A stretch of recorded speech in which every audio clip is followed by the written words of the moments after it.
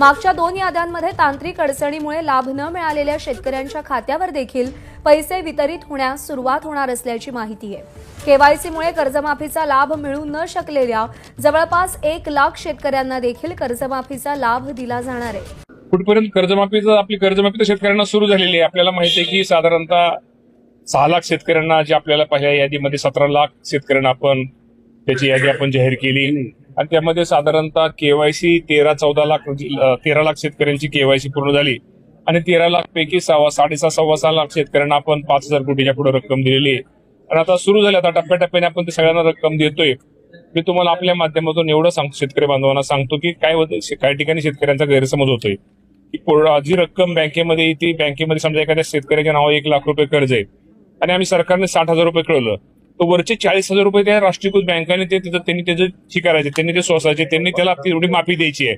हा आमचा आणि राष्ट्रीयकृत बँकेचा करार झालेला आहे आणि त्याचप्रमाणे 31/3 नंतरचा आता जो व्याज आहे 31/3/2026 पुढचं व्याज ते बँकेने सगळ्या बँकेने सोसायटीचं राज्य शासनाने सगळ्या बँकेला आदेश दिलेत।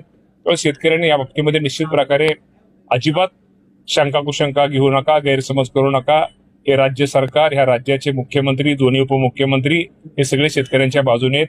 मी तुम्हाला एवढं सांगतो, आता पहिल्यांदा 17 लाखाचा टप्पा झाल्यानंतर हळूहळू प्रोत्साहनपर आणि जे महात्मा फुले कर्जमाफीच्या मध्ये आपल्याला आपण 50,000 रुपये दिले होते मागच्या कर्जवर, त्यांना आपण 2 लाख रुपये देतोय।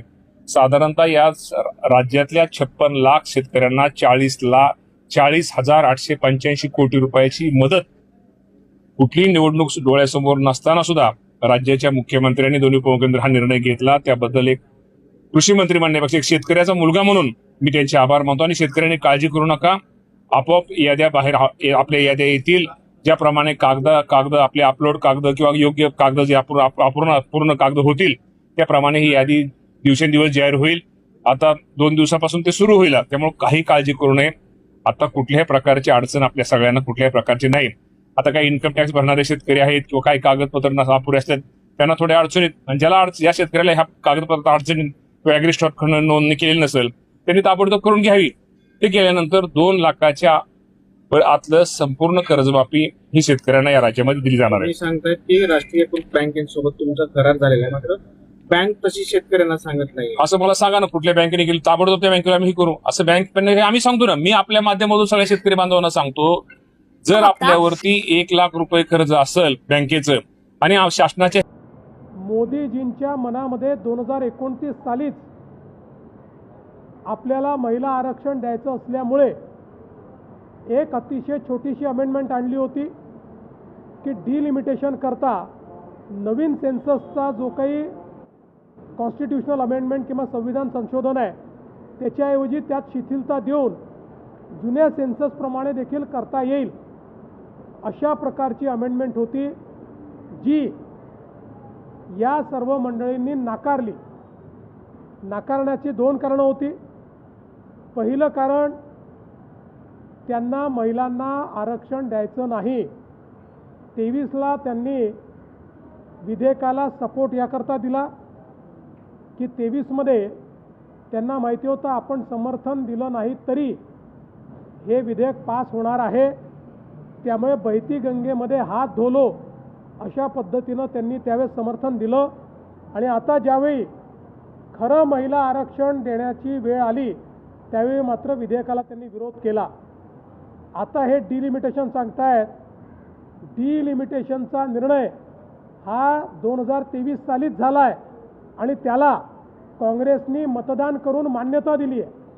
आज आलेला निर्णय नाही, 2023 साली त्यांनी मान्य केलेला आहे। आता आपले राज्यामध्ये काही लोक या संदर्भात बोलतात, त्यावेळेस त्यांनी कुठली नशा केली होती मला माहिती नाही, त्यामुळे मी त्याच्यावर बोलणारही नाही। पण या सगळ्यांनी डिलिमिटेशनला मतदान केलेलं आहे, यांच्यामुळे संविधानामध्ये डिलिमिटेशन आलेलं आहे। आता तेच करण्याकरता जेव्हा कायदा येतो त्याला हे अमान्य करतात, कारण यांना माहिती आहे की नवीन सेन्सस नंतर जर ही सुरुवात झाली तर 2029ला ते लागू होऊ शकणार नाही, ते 2034मध्ये जाईल। काँग्रेस पार्टी आणि महाविकास आघाडीतल्या काही घटक पक्षांना 2029ला महिला आरक्षण द्यायचं नाही, त्यांना 2034पर्यंत ते रेटून न्यायचं आहे किंबहुना त्यांना असं वाटतं की आपलं सरकार नंतर जर चुकून आलं तर आपल्याला हे रद्दही करता येईल. त्यांच्या मनात ते रद्द करणंच आहे आणि म्हणून हे लोक अशा पद्धतीनं बुद्धिभेद करतायत. आणि म्हणून चिदंबरम यांनी ज्यावेळी ट्विट केलं त्याला मी फॅक्ट्स फिगर्स याच्या सहित उत्तर दिलेलं आहे. कुठल्या संसदीय समितीवर मला काही कल्पना नाही. सर, अमरावतीमध्ये दुर्दैवी प्रकार आहे तो घडलेला आहे, त्यामध्ये 3 चिमुकल्यांचा आहे तो जीव गेलेला आहे. अतिशय दुर्दैवी प्रकार आहे. उच्चस्तरीय चौकशीचे आदेश तर दिलेच आहेत, पण सातत्याने जे NICU असतात त्याच्यामध्ये आपण फायर ऑडिट करत असतो. फायर ऑडिट केल्यानंतरही तिथे अशा पद्धतीनं आग का लागली, फायर ऑडिट केलं होतं की नव्हतं केलं, की कागदावर दाखवलं होतं की चुकीचं केलं होतं, या सगळ्या गोष्टीची चौकशी आता केली जाईल. आणि अशा पद्धतीनं चिमुकल्यांचा जीव घेण्याकरता जे जबाबदार असतील त्यांच्यावर अतिशय कडक कारवाई केली जाईल.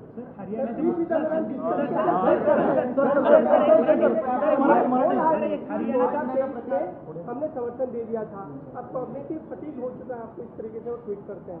देखिए, ये जो चिदंबरम साहब की सिलेक्टिव मेमोरी है इसका जवाब मैंने दिया है.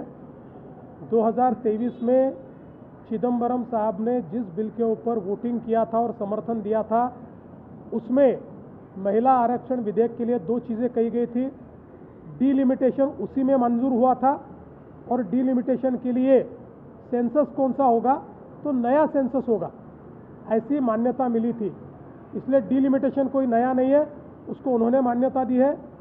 अभी जब ये ध्यान में आया कि कोविड के कारण सेंसस को समय लगेगा और सेंसस के लिए रुके तो 2029 में महिलाओं को आरक्षण नहीं मिल सकता, इसलिए बहुत छोटी सी बात उसमें मार्ग निकालने के लिए मोदी जी की सरकार ने लाई थी कि सेंसस के लिए पुराने सेंसस को भी मान्यता दी जाए तो हम 2029 में उसको लागू कर सकते हैं.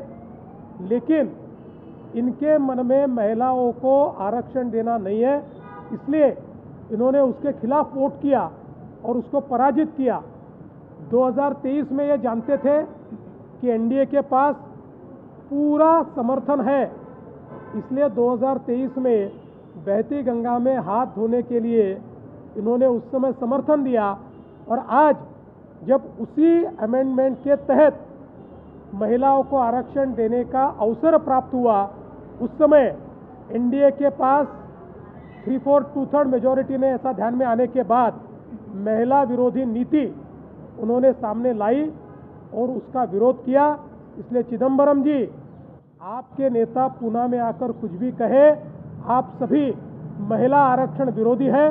आप 2029 में महिलाओं को आरक्षण नहीं देना चाहते, लेकिन मुझे विश्वास है मेरे नेता नरेंद्र मोदी जी चाहे कुछ भी हो जाए 2029 में महिलाओं को आरक्षण देकर रहेंगे. सर, रिक्षा चालकांना मराठी सक्तीवरून कुठेतरी UP मध्ये देखील राजकारण यावरनं रंगताना दिसतं आहे. एकूणच UPच्या रिक्षा चालकांना भाजप सरकार त्रास देत आहे असा आरोप हा अखिलेश यादव करताना दिसतात. बघा, कोणालाही त्रास देण्याचं कारणच नाही आहे. या ठिकाणी त्यांना काही मराठीचं एक्सपर्ट बनण्याकरता कोणी सांगितलेलं नाही. बोलचालापुरतं मराठी शिकवण्याकरता